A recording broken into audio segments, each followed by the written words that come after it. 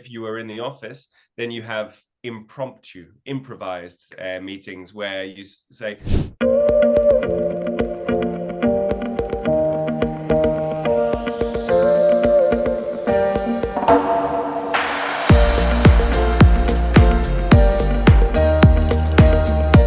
Hello, everybody, and welcome back to another episode of Learn English with Teachify. And there are three of us. And as you can see, Will is back. Will, how are you? Woo! I'm really well, thank you. Wow, I will never do that again. Yeah, I'm really good. When I say really good, I was a little bit sick the last few days and at the weekend, but now I'm not sick. I have a little bit of a throat issue, a sore throat. That's not true, but good expression, and a little bit of a cough. But apart from that, I'm feeling pretty good. But yeah, feeling pretty good. What about you, Mickey? Look at you. You look very comfortable in your grey room. I am very comfortable. Yeah, I'm actually in a cafeteria, but it's kind of like a co-working cafeteria here. They're quite nice. They have like nice bean bags, nice music, good food. They do Thai iced tea, which I am addicted to at the moment. And they do like a nice acai bowl with peanut butter, which I don't know if anybody puts peanut butter on acai bowl, but it's a game changer. That sounds horrible. That could kill me. Because you're allergic. I'm allergic to peanut, and everybody goes on about how good and how tasty peanut butter is, and it's so healthy at the same time. And I hate it because if I have a little bit of peanut butter, then my lips will swell up, I'll go all red, and then my throat will kind of get a little bit stuck, and it'll be harder and harder for me to breathe, and I'll be wheezing like. And then I need to jab myself with an EpiPen, which is basically adrenaline, and then just wait until it all blows over. This sounds like a good time, Lewis. Yeah. Do you carry an EpiPen with you? Because I've never seen you have one. I should carry an EpiPen with me, but I currently don't have any because they expire after a couple of years. And to be honest, I tell everybody this, and they're like, Lewis, you're an idiot. You should be more careful. And maybe they've got a point, but I can smell peanut. Like, if somebody is eating peanut, I'm like, okay, I need to stay away from that. Or if there is some peanut in something, then I know not to try it. Or just to have the tiniest taste. And then like, okay, that's something that I can't eat. Let's stay away from that now. So I don't. So if you eat just if you eat just a little bit, you're okay. Like you will start to get some symptoms, and then it will go away. But if you eat a lot of it, it gets worse. Exactly. If I have just a tiny bit, then my lips might tingle a little bit, or feel some strange sensation on my lips, and then that's my body's message to me saying, "Lewis, don't eat more," because then if I ate more, it could get a little bit complicated. Will, you had a question? Yeah, and it wasn't a question, actually, more of a statement and life advice. It's worth it, okay? Have peanut butter on a bagel, eat it, go through all of the stages, grab your EpiPen, jab it in your leg. Oh, wow. I would say that's quite an exciting Saturday. And yeah. I mean, if I get bored. You're such a thrill seeker. I like to live on the edge. Do I like to leave my house? No, but I like to live on the edge. Oh dear, sounds exciting. But this is not related to what we're going to be speaking about today. Will, what are we going to be speaking about today? Well, because I wasn't in the last podcast, and I know everyone missed me dearly. Much. Me and Lewis had a whale of a time without you. Yeah. Amazing. Best podcast ever. Basically, I was in a very important meeting, and it was necessary for me to prioritize the meeting in this particular occasion, and therefore I wasn't here. And as you know, meetings and me, that's right. Yeah. I mean, it's what we do, you know. So I was in a meeting, and it was fun, to be honest. It was a good meeting. And that is today's topic. We're going to be speaking about meetings, conferences, And as usual, at the end, we'll go over some more business English idioms. So, Mickey, let me ask you a question. What was your last meeting about, and when was your last meeting? Um, my meetings are quite sporadic now. They used to be a lot more frequent, but since going online, I try to limit the amount of meetings that I have. So really, I only have meetings with you two, Marine, the accountant, which was the last meeting I had, which was last week, and maybe the marketing team as well. So it's usually a select group of people, like 4 or 5 people max, and the meetings are probably at once every week, once every 2 weeks. I would say it depends on the person and what needs to be done. But yeah, my last one was actually with the accountants, where we were talking about uh, business structures. That was it. And with this meeting, did you get straight to the point? Did you cut to the chase, or did you have a little bit of small talk to kick off? Oh, I always have a little bit of small talk to kick off, especially with the accountants, because I like to catch up with them. They're also not just our accountants, but they're also clients of ours, and they learn English. Mm-hmm. So it's an opportunity for me to check in with them, not only about Teachify, but also about the classes they're receiving, how they're improving their English, are they happy with the services that we're offering. So yeah, I kind of try to kill two birds with one stone. Talk about business and work and numbers, and also the service that we're offering. Do you speak in English or in Spanish? It depends who the meeting's with. If it is with Miriam, because she has a very high level of English, she prefers to do it in English. And also, I like doing it in English with her because it's good real life experience for her, because she also has to deal with her clients in English. So it's a perfect situation for her. With some of the other members of the marketing team, sometimes it's a mix of English and Spanish. Usually, if it's things that aren't important, then we will do it in English. And if it's things that are important, where everything has to be very clear and precise, then we will do it in Spanish, just so everything is clear among both parties. Yeah. Okay, You're asking me that question because do you have your meetings in English or in Spanish? Or Spanglish? No, Always. Spanish always, yeah. Although I have to say I have just had a meeting in English, but it was even then it was. I think this is the first meeting in English that I've had. I think it's the first meeting in English I've had. I always do them in Spanish, yeah, because Nice. it takes away. Sometimes they want to practice English and they will speak English for a few sentences and then change back to Spanish. So I just stay in Spanish because it's good for me, and really that's all I care about. That's not true. But I always feel strange speaking English now because I always feel I have to monitor what I'm saying. Do you have this with your family? Not you, Mickey, but Lewis, because you teach so much. When you speak with your family, do they say you're speaking weird?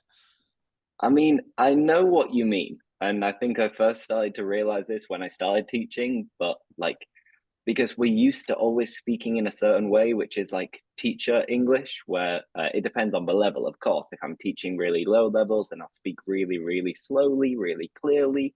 As the student has a higher level, I start to use more expressions, more phrasal verbs. But I'm like making a conscious effort to do this, which you don't do when you're speaking to other native speakers of English. And my accent changes as well. So it takes like a couple of weeks of me being at home in England with my friends and family for my accent to go back to the normal one.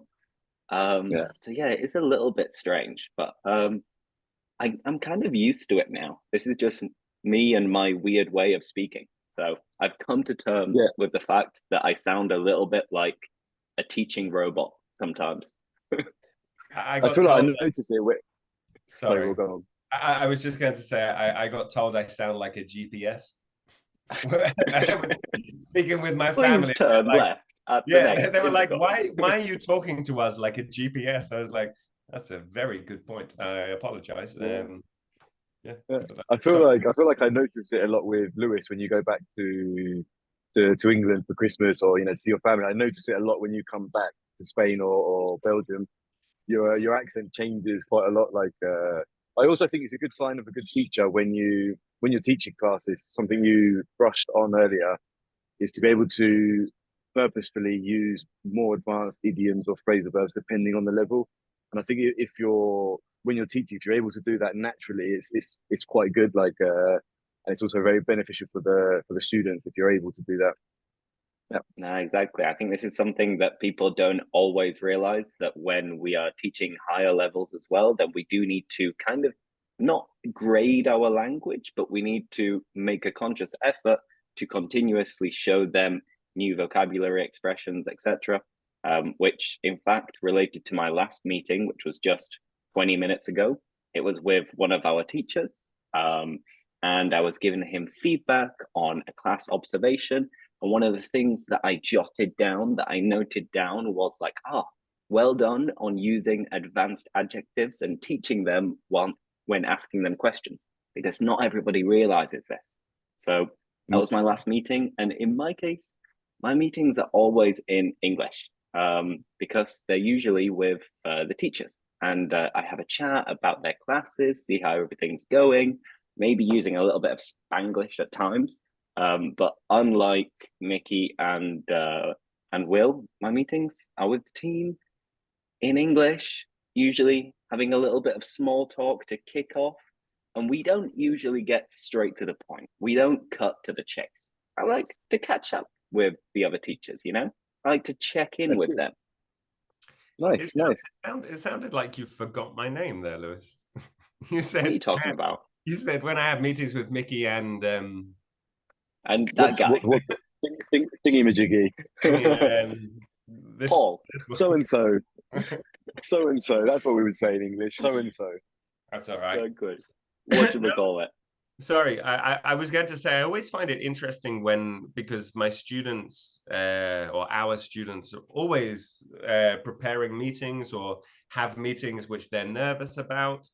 And I was trying to think, when was the moment when having a meeting in Spanish was not a daunting experience, an intimidating experience? Because obviously when you're learning, you want to understand everything. You want to understand the listening and be able to express yourself. So sometimes you get nervous, but there is a moment when this changes and you don't even think about it. And I'm wondering if this happened with you, Mickey, or whether you were always just happy to speak. Yeah, I don't know. I feel like I've had always I've had a lot of yeah. No, but you understand. I'm sure you understand the point, though. I think it depends on the setting. Like I remember when we first started Teachify, when I used to have like business meetings, it was definitely a little bit challenging because I'm not a salesperson, and at the same time I'm speaking another language and I'm trying to sell the services that we're offering. And it's only through practice I started to realize, okay, what were the key things I needed to say? What is it that they're most interested in? But that just I wasn't ever nervous. It was more just trying to understand really how to get the message across clearly. Was more the challenging point of it. But yeah, nervous, not so much. Yeah. Okay. Yeah. No. Sorry, I feel the same. I never got nervous, or I didn't. For me, I didn't have this intimidating thing. I always went in with the attitude of my Spanish is my Spanish. If there's nothing I can do. So even if I feel I have a low level, they're going to understand and they're going to try and help me, so we understand each other. But or at least myself, I always had meetings only with Spanish people. There were not another English speaking person in the meeting. And I think this influences the intimidation factor. Like the dynamics of the meeting. Yeah, and I think this is why often people who have meetings with their team have problems speaking in English, because they think, oh no, my colleague is going to hear me speak in English. And I think this is a big hurdle, a big obstacle in there. Yeah, I think just to add on to that, I also think this is why it's quite good when learning a language is to have a blend of services. So it's not just individual classes, because the students tend to feel quite safe in those classes. It's one-on-one. there's a lot of room for mistakes. They don't feel bad if they make mistakes. But when it's in a group setting, sometimes it can be a bit challenging for students.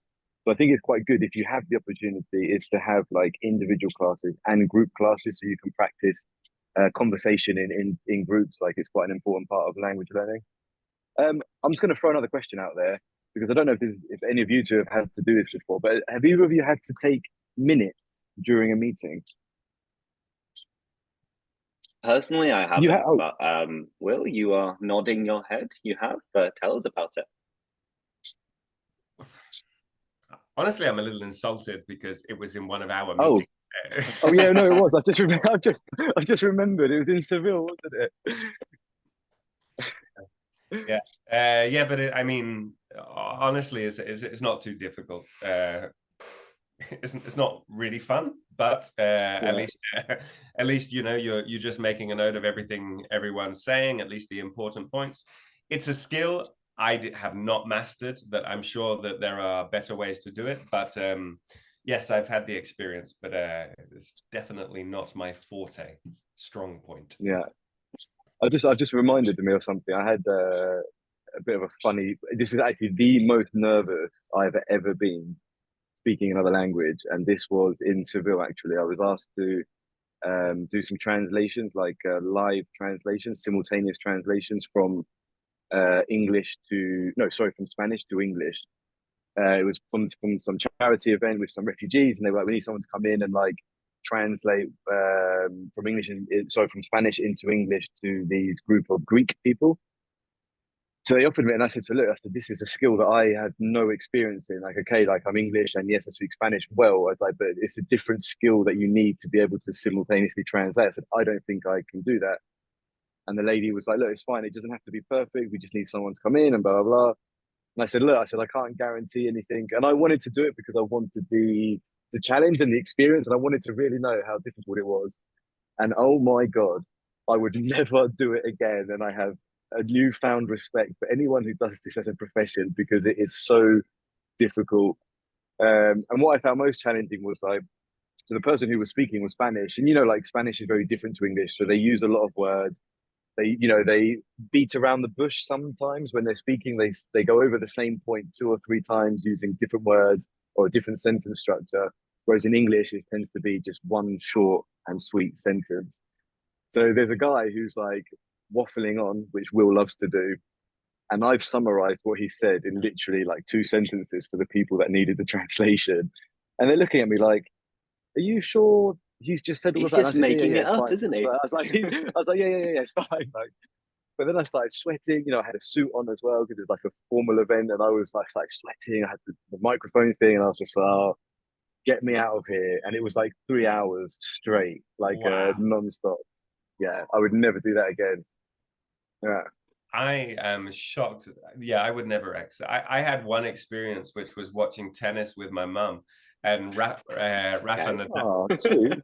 Rafa Nadal was doing his. All right, guys. All right. Okay. I'm just spending time with my ma, and Rafa Nadal was doing an interview in Spanish, and my mum, excited that I speak Spanish, was like, "What's he saying?" And then he says one line, I translate it, and then whilst I'm translating, obviously I can't hear what he's saying, and then she's continuing saying, "What's he saying now?" I'm like, "I'm trying to concentrate." And I was like, "You know what, Mum? I don't know.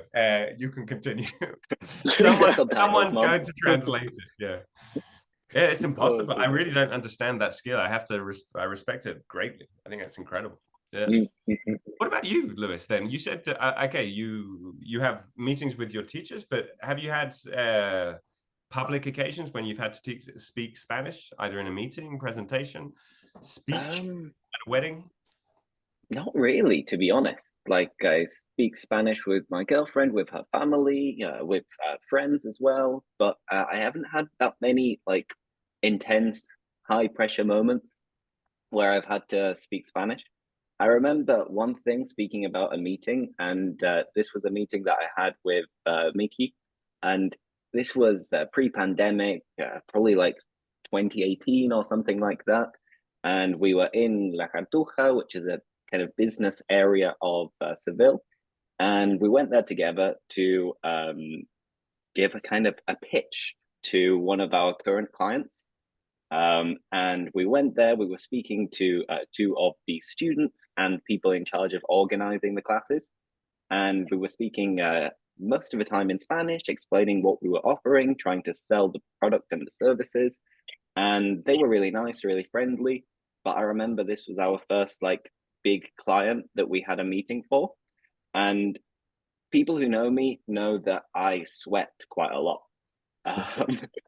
And in particular, when I'm in kind of high pressure environments, I get sweat patches, my forehead gets sweaty, I start getting a little bit nervous, and I'm like, okay, please, please, please. Hopefully, I won't sweat too much. Hopefully, nobody's going to notice. So I used to have this trick of always wearing a black shirt. So then if I'm wearing a black shirt, then there are no sweat marks because it's black, it's perfect.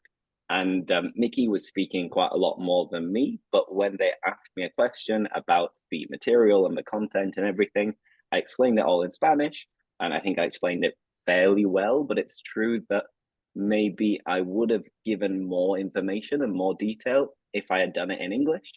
But because I was doing it in Spanish, I was kind of getting straight to the point and giving the generic information without going into details.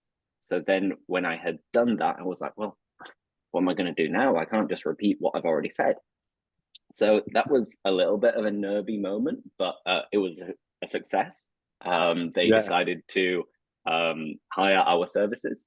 And I remember on the way out, because we had a feeling that we had already closed the agreement, we were cycling along the river together, recording a video and a photo and like high-fiving.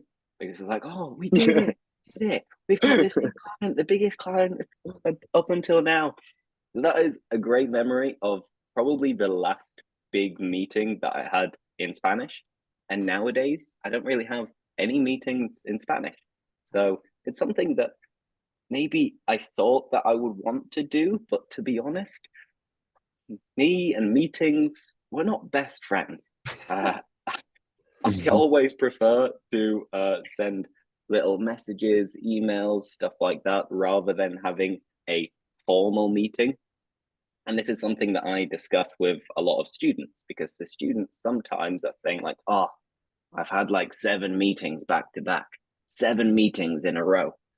And I do think that sometimes we could just have a little email interchange or some chat instead of having a meeting.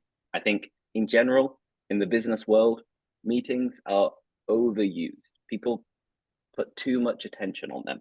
I'm throwing it out there. What do you two think? Do you think there are too many meetings in the workplace? Oh, yes. You've got interest. Yes, I agree. I definitely should go first. Go on. First of all, be my guest. When you were telling that story about when you left the meeting and you were both cycling, recording a video of you high-fiving, every fiber of my being wanted that story to end with, when we high-fived, we both fell off the bikes and into the river or something like this, and you had the video. But that would have been great. I was just trying to find the picture, because I have the picture somewhere. Well, no, sorry. What I was going to say was, I think that I don't think this necessarily overused, but I think people are invited to meetings that they do not need to be in, and they waste their time. Anytime, I think, if someone's in a meeting doing something else, leave. I don't think that person needs to be in the meeting and is wasting their time. So that's what I think. Yeah, no, I agree with you. I feel like it's something we've been quite conscious of, actually, since with the whole time at Teachify, is only having meetings when we need to have them, like which I think we do quite well. We manage quite well.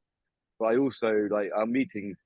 Like, I don't like having meetings more than half an hour. Like I think, and I read this in a book from Winston Churchill himself, the man himself, who said, if you can't find a solution to a problem in 20 minutes, then it's not worth talking about. You need to move on to the next part. Like, and I feel that's quite good, because a lot of times you can just waste. And I think now I'm thinking it depends on the meeting as well, because sometimes actually when we have meetings, we need to brainstorm, and usually we have a conflict because we have different ideas. So then we spend most of the meeting negotiating to a middle point. Like, so sometimes it works both ways.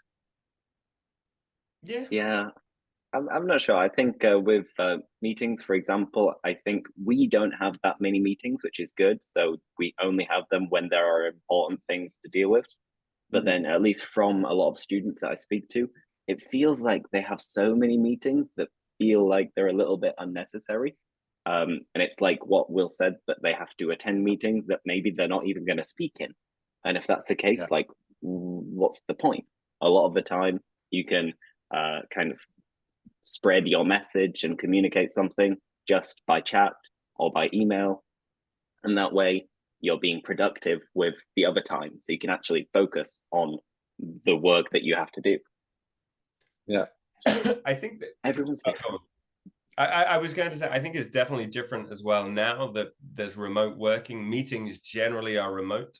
And therefore, I would have said probably less common, if that makes sense. The reason I say this is because if you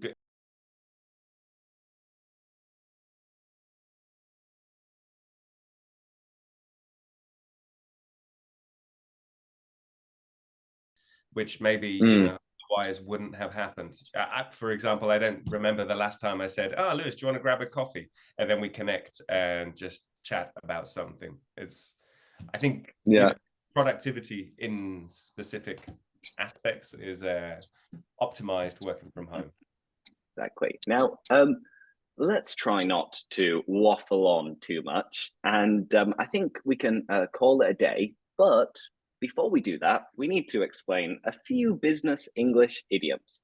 So I'm going to get us started with one of my favorite business English idioms, and it is actually one which is to speak about numbers. So if you want to say a rough number, let's say we are speaking about the budget or prices, and I'd say, hey, Will, give me a ballpark figure. A ballpark figure is an estimated number, a rough estimate. A ballpark figure, a rough numerical estimate. Easy. That's my idiom. Mickey, over to you. Good. Yeah, I like that one, a ballpark figure. It's especially sometimes when you're asking somebody for the price of something and they're like, oh, and you don't know, and then they're very vague, and you say, give me a ballpark figure, and they just don't. So then I think Will, you said this once. You say, okay, well, is it £1,000,000? And they're like, no. And it's like, okay, so it's less than 1,000,000. So, and you have to kind of like get the information out of them. Like, but yeah, ballpark figure is a very good one. I'm going to use one which we use quite a lot, and it's very common, which is to be on the same page. So this is your ideas or your objectives or the work that you're doing. You're both aligned in what needs to be done. So you're on the same page. Everybody knows what needs to be done, and you can just do what needs to be done. Yeah, quite an easy one to be on the same page. I think it translates quite well into other languages as well. So yeah, I would say that us three are on the same page most of the time. I'm about to leave that page and no, I am. Sorry, I'm not going to. I'm going to give you not an idiom. I'm going to give you something related that reminded me, Lewis. Ballpark figure, a rough an estimated number.